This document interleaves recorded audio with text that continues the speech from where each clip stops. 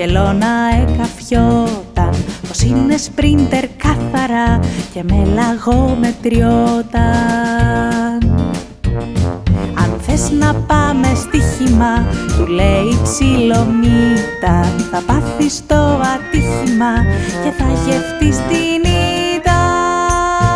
Γελάει στην αρχή ο λαγός με την αποκοτιά της, κι ύστερα λέει πάμε μπρος και πίνει στην υγειά της. Γελάει στην αρχή ο λαγός με την αποκοτιά της, κι ύστερα λέει πάμε μπρος και πίνει στην υγειά της.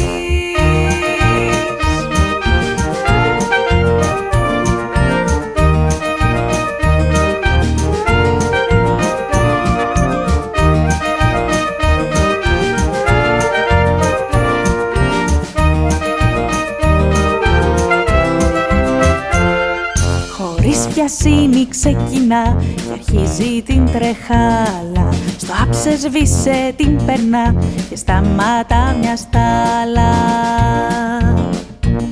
Σιγά μη φτάσει σκέφτεται, τα μάτια λίγο κλείνει, μ' αυτή με πείσμα σέρνεται και πίσω τον αφήνει.